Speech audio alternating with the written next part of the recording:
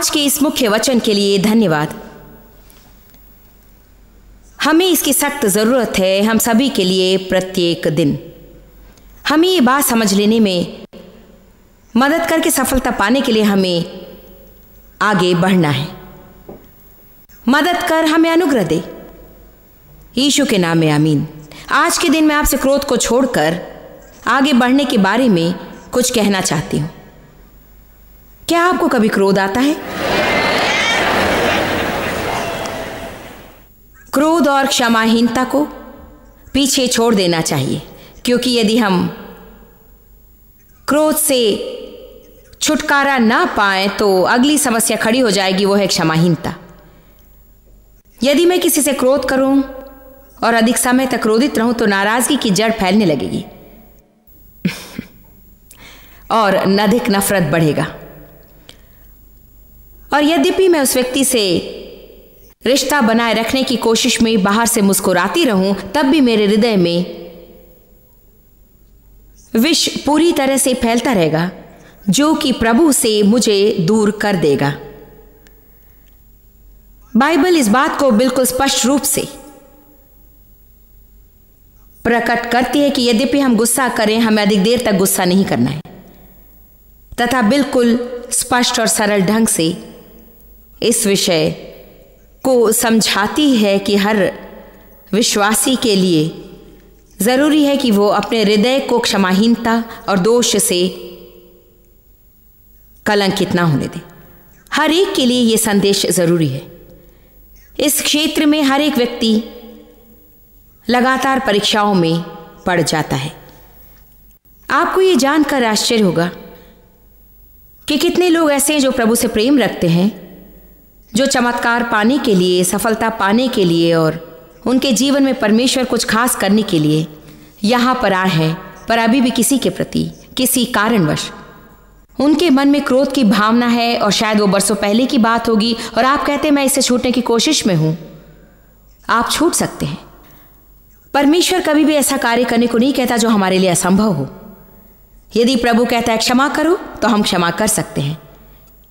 यदि वो कहता है खुद को दोषी मत ठहराओ, तो फिर खुद को दोषी ठहराए बिना हम अवश्य रह सकते हैं। कल पास्टर डॉन क्लावस, मैं और डेव और शरॉन आपस में बातचीत कर रहे थे। मुझे विषय के केंद्र बिंदु को समझना अच्छा लगता है, इसीलिए मैंने कहा मैं अतीत को भूलकर वर्तमान में जीना और परमेश्वर द्वारा निश्चित भविष्य का आनंद लेने के बारे में कहने वाली हूँ। मैं अतीत के क्रोध और नाराजगी को छोड़ने के बारे में बताने वाली हूँ, परंतु मैं उन्हें बताना चाहती हूँ कि ये कैसे हो सकता है। मेरे लिए किसी से कुछ करने को कहना एक बात है, और उन्हें उसे करने का तरीका समझाना बिल्कुल ही अलग बात है। डॉन मुझसे अपने विचार बांटने लगे, और वही विचार मेरे मन में भी थे जिसके बारे में मैंने बाद में ही सोचा था।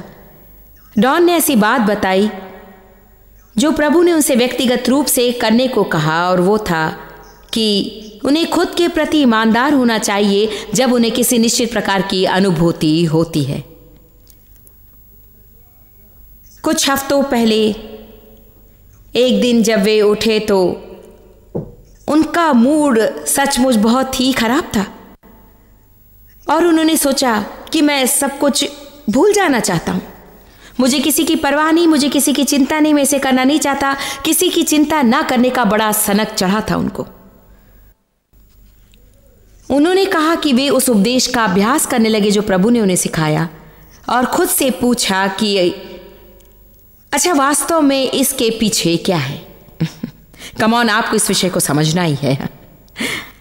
अक्सर हम ऊपरी चीजों से ही निपटते रहते हैं, परंतु अंदर की गहराई में कोई बात होती है जो ऊपरी विषय को बढ़ावा देती है, और उस समय हम उस ऊपरी विषय से निपटने की कोशिश करते रहते हैं, परंतु उसके बाद कोई दूसरी गंदी भावना उभरने लगती है, शायद इससे कुछ अलग ढंग की, परंतु वास्तव में इसी जड़ से उगी हुई।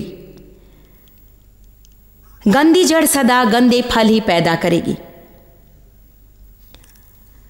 मैंने अलग अलग संदर्भों में एक उदाहरण दिया है, और आप सब ने इसका अनुभव किया होगा। आप रेफ्रिजरेटर के पास जाते, दरवाजा खोलते, कहते हैं कि ये बदबू कहां से आ रही है। खैर, कुछ लोग गवाही भी देते हुए कहते कि मेरा जीवन बहुत ही बदबूदार है। ऐसे समय में आपको वही करना होगा जो आप रेफ्रिजरेटर के लिए करेंगे। आप हर एक भाग को अलग करके देखिए कि बदबू कहाँ से आ रही है, और आपको यूं ही जरा सा डिओड्रेंट स्प्रे करके संतुष्ट नहीं हो जाना चाहिए, क्योंकि उससे बदबू दूर नहीं होने वाली। हमने अपनी जिंदगी में काफी डिओड्रेंट लगा लिया है।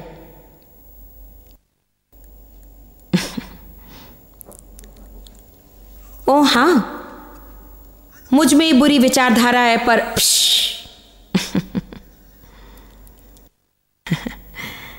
अपने ऊपर जरा सा सेंट लगा लो। नहीं, अपने आप से पूछिए कि वास्तव में ये सब क्या है। आप कहेंगे मैं बताती हूं कि ये क्या है, उन्होंने मुझे नाराज किया। नहीं, क्या आप जानते कि आपको क्या करना है? आपको अपने क्रोध पर नियंत्रण रखना चाहिए। तुमने मुझे नाराज किया कहने की अपेक्षा आपको कहना चाहिए मैं इतनी जल्दी नाराज क्यों हो जाता हूं,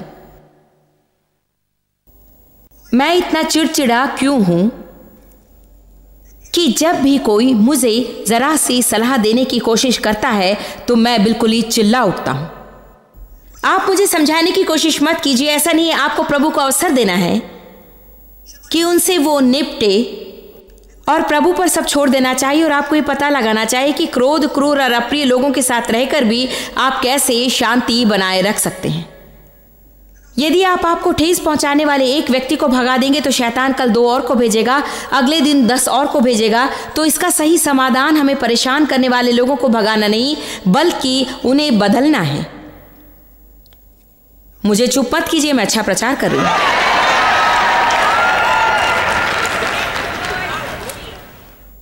तो वास्तव में डॉन जो कह रहे थे वो निजी बात है, हमने अधिक विस्तार से चर्चा नहीं की, पर उन्होंने बताया कि जब उन्होंने खुद से पूछा कि वास्तव में बात क्या है तो वहां ठेस लगी थी। तो देखिए, अक्सर लोग हमें ठेस पहुंचाते हैं और उससे निपटने के बदले हम उसे समेट लेते हैं। आज मैं आपसे कहती हूं कि अपने विषयों को समेटना छोड़िए।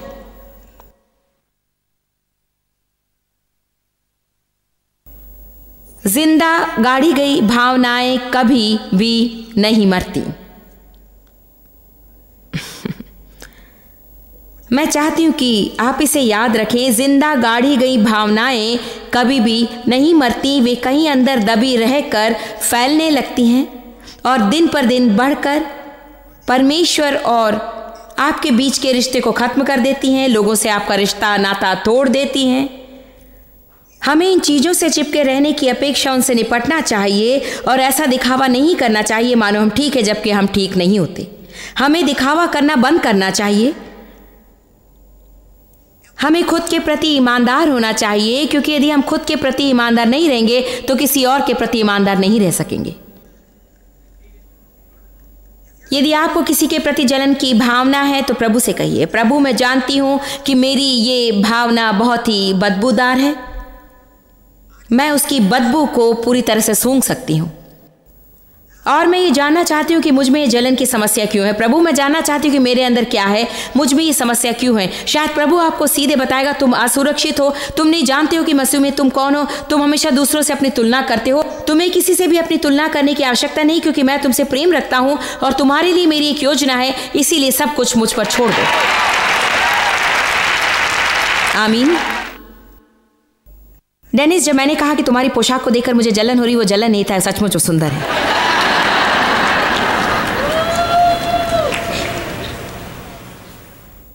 हमें अपने आप के प्रति ईमानदार रहकर अपनी भावनाओं को नियंत्रित रखना चाहिए।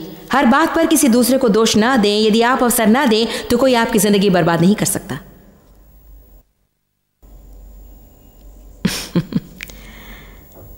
यहां बैठे लोगों को इसे सुनने की जरूरत है। यदि आप अवसर ना दें तो कोई आपकी जिंदगी बर्बाद नहीं कर सकता। मैं इसे अच्छी तरह से जानती हूं, क्योंकि दुखी लोग बस दूसरों को भी दुखी करना ही चाहते हैं। उनके लिए यही उचित सा लगता है। वे जानबूझकर कुछ नहीं करते, वे इतने दुखी होते हैं कि खुशी बर्दाश्त नहीं कर पाते, क्योंकि खुशी उनके दुख को छेड़ती है। बुरा मूड होने पर आप कभी नहीं चाहेंगे कि ऐसे किसी के साथ जा मिले जो आशायुक्त व्यक्तित्व का हो, जो कि दिन भर खुश रहकर मौज मस्ती करना चाहता हो। आप तो बस उसका गला घोट देंगे। आमीन। हालेलुया। मेरी एक बढ़िया एडमिनिस्ट्रेटिव असिस्टेंट है जिसका बहुत ही श्रेष्ठ व्यक्तित्व है। वो हमारे साथ सफ़र करती है और हर दिन सुबह 7 बजे हमारे कमरे में आती है। जब भी मैं सम्मेलन में प्रवचन सुनाने में व्यस्त रहती हूँ, वो मेरे लिए कॉफ़ी बनाती है और साथ ही जानकारी एकत्र करने में मदद करती है। और मैं इतनी श्रेष्ठ व्यक्तित्व वाली नहीं हूँ। 3 सभाएं चलाने के बाद मैं थक जाती हूँ और फिलहाल मैं शनिवार की अंतिम सभा के लिए तैयार हो रही हूँ। मैं सकारात्मक स्तर में टिके रहने की पूरी कोशिश कर रही हूँ ताकि उस दिन सुबह मैं उठकर ठीक से कार्य कर सकूँ। तो वो मेरा दरवाज़ा खटखटाती है और मैं दरवाज़ा खोलती हूँ और वो कहती कि आज आपको कैसा लग रहा है? वो कहती कि मैं बढ़ा चढ़ा कर कह रही हूँ, इसीलिए मैं कहती तुम कैसी हो? मैं बढ़ा चढ़ा कर नहीं कह रही हूँ। ऐसा पूछने पर वो कहती है बढ़िया, मज़े में हूँ, आप कैसी हैं? और मैं तो जैसे कभी कभी सोचती हूँ कोई भी सुबह सुबह इतना खुश नहीं रह सकता, लेकिन मैं उसे बहुत ही खुश हूँ। प्रभु की स्तुति हो, समय समय पर मुझे उसकी ज़रूरत पड़ती है। पर क्या मैं सच कह रही हूँ? कभी कभी जब आपका दिमाग ठीक नहीं रहता और दूसरा कोई बहुत ही खुश दिखता है तो आप तो बस जैसे यदि आप नकारात्मक होते हैं और कोई सकारात्मक व्यक्ति आपके पास आता है तो आप चिढ़ जाते हैं। यदि आप में अच्छी आदतें नहीं रहती और कोई आपके पास आता है जो विनम्र और चरित्रवान हो तो आपको अच्छा नहीं लगता। जब पॉल और रॉक्सन हमारे साथ रहा करते थे, 18 वर्ष हमारे घर पर रहते थे और जब हमारे बच्चे छोटे थे और हम यहाँ वहाँ जाते थे तो वे हमारी मदद करते थे। वे हमारे लिए आशीष स्वरूप थे और मैंने किसी और को नहीं देखा जो इनके तरह इतने सुचरित्र थे। मैंने किसी को नहीं देखा जो आपस में एक दूसरे से कृपया या धन्यवाद कहे बिना कोई काम ना कहते हों। मैं और डेव एक दूसरे को आदेश देते हैं। जब वे हमारे घर आकर ठहरने लगे, मैं सच बता रही हूँ, मैंने उनसे ये कहा वे मुझे परेशान करते हैं। वे इतने नेक और इतने भद्र थे कि मैं उनसे तंग आ गई और बस कहती कि ओ कम ऑन, आप लोग तो बिल्कुल भी वास्तविक नहीं है। प्लीज़ क्या मेरे लिए पानी लाओगी? Thank you sweetheart. मैं कहती मुझे पानी दो, प्रभु की स्तुति हो।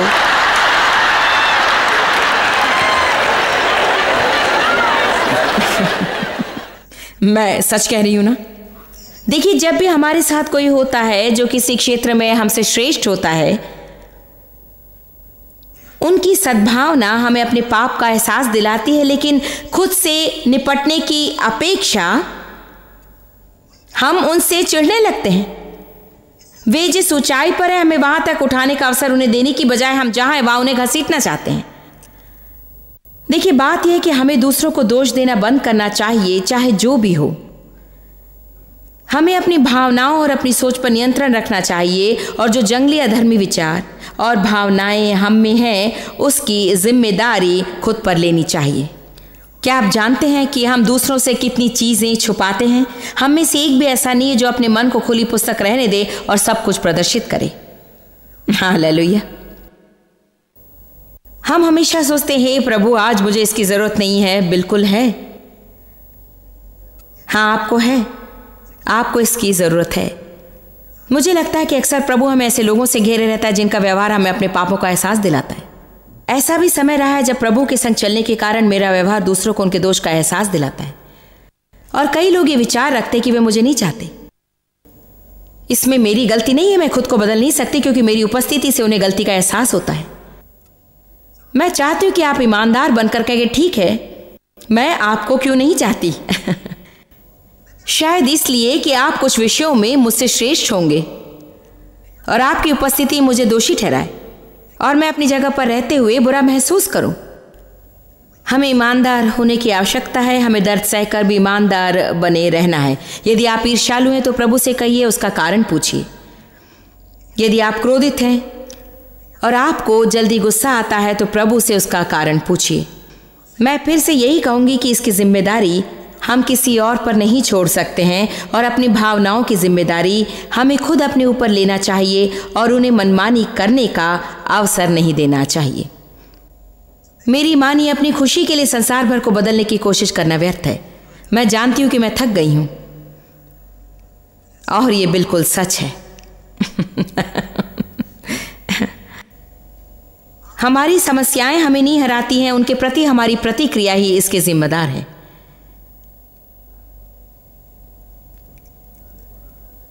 ऐसी बहुत सी बातें हैं जिसमें वास्तव में हम खुद जिम्मेदार होकर भी दूसरों पर दोष लगाते हैं।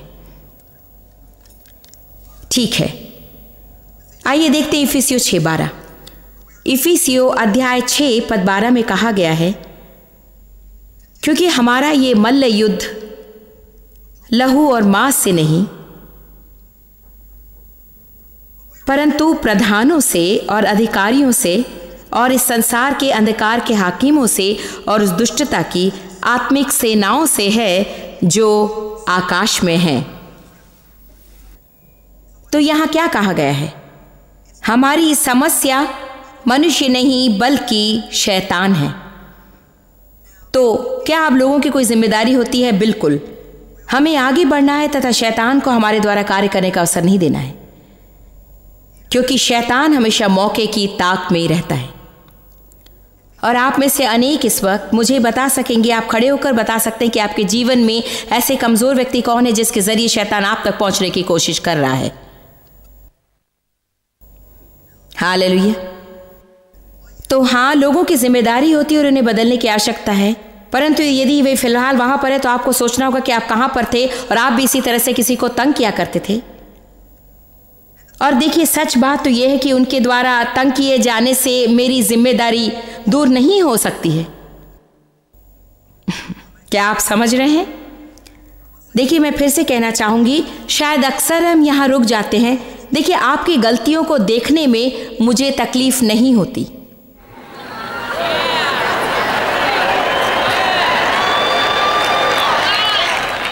और जब तक मैं ये देखती रहूं कि मुझे दुखी करने के लिए आप क्या कर रहे हैं जो आपको नहीं करना चाहिए, तब तक मुझे कोई तकलीफ नहीं होगी, मुझे दबने की जरूरत नहीं।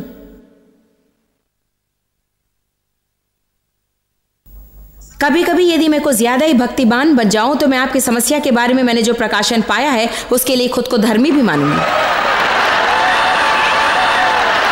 खास तौर से अभी जो मैं इतनी आत्मिक रूप से परिपक्व हूं कि हर एक की कमजोरियों को पहचान सकती हूं। हालेलुया। तकलीफ तब होने लगती है जब मैं इसके पीछे पड़ जाती हूं कि आप मेरे लिए क्या कर रहे हैं या मैं आपके बारे में क्या सोचती हूं, क्योंकि कई बार ये सब हमारे दिमाग में रहता है। कई बार ये हमारा भ्रम होता है। क्या आप जानते कि ऐसे कई लोग होते हैं जिनका भ्रम आधारहीन होता है? लंबे समय से मेरे जीवन में चोट आने के कारण मैं कमरे में बंद रहकर सोच सकती हूँ कि लोग मुझे अस्वीकार करते हैं, जबकि वास्तव में वे मेरी ओर ध्यान भी नहीं देते हैं, क्योंकि वे ये नहीं जानते कि मैं वहां हूं। मेरे प्रति उनके व्यवहार के कारण वे मुझसे उचित व्यवहार नहीं करते। मैं उन पर नाराज और उनसे परेशान हो सकती हूँ, जबकि सच्चाई यह है कि प्रभु ने खुद मुझे उनकी नजरों से छिपा कर रखा है, क्योंकि वो मुझ में कुछ करना चाहता है और मुझे अपनी ओर खींचने का उसके पास एक ही रास्ता यह है कि लोगों को मुझसे वैसा व्यवहार ना करने दे जैसा मैं चाहती हूँ। क्या मैं तेजी से बोल रही हूं? मैं एक स्त्री को नहीं भूल सकती, वास्तव में वो अभी मेरे लिए काम करती है। मेरे कर्मचारियों को आश्चर्य होगा, क्या सचमुच मैं ही हूं? कई साल पहले जब मैं लाइफ क्रिश्चियन सेंटर में अपनी साप्ताहिक सभा चलाया करती थी, ये स्त्री सहायक दल में थी और उसकी एक सहेली ने मेरे पास आकर कहा कि फलाने व्यक्ति, उसका नाम बताया, उनको लगता है कि आप उन्हें अनदेखा करती हैं, उनकी ओर ध्यान नहीं देती, उनके पास से गुजरती हैं पर उनसे बात नहीं करती। वो बहुत दुखी हैं, उन्हें ठेस लगी है, उन्हें लगता है कि वो आपकी सेवकाई में हाथ बटाती हैं, आपके लिए ईमानदारी से काम करती हैं और आपने उसका दिल दुखा दिया। खैर, अब अचानक मुझे महसूस हुआ कि मुझ पर एक जिम्मेदारी का बोझ आ पड़ा है, ये कि मुझे दिन में 3 बार उस स्त्री को ढूंढकर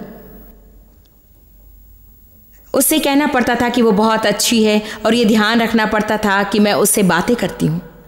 लेकिन देखिए, जब हम शरीर के कामों में लग जाते हैं और लोगों को वो देने की कोशिश में है जो प्रभु उन्हें देना नहीं चाहता, कई बार हम लोगों से वो पाने की कोशिश करते हैं जो प्रभु हमें खुद देना नहीं चाहता। और उस स्त्री को ढूंढना बहुत ही मुश्किल था। अंत में मैंने प्रभु से कहा कि प्रभु, यदि तू चाहता है कि मैं उस स्त्री के साथ खास व्यवहार करूं तो फिर तू उसे मेरे सामने क्यों नहीं ले आता? और प्रभु ने मुझसे कहा कि मैं नहीं चाहता कि तुम उसे देखो। मैं नहीं चाहता कि वो जो चाहते तुम उसे दो, क्योंकि उसकी एक समस्या है, तुम्हारी कोई समस्या नहीं, उसकी एक समस्या है। और यदि मैं तुम्हें उसकी इच्छा पूरी करने का अवसर दूं तो वो अपनी समस्या पर जय नहीं पाएगी, उसका समाधान नहीं ढूंढ पाएगी।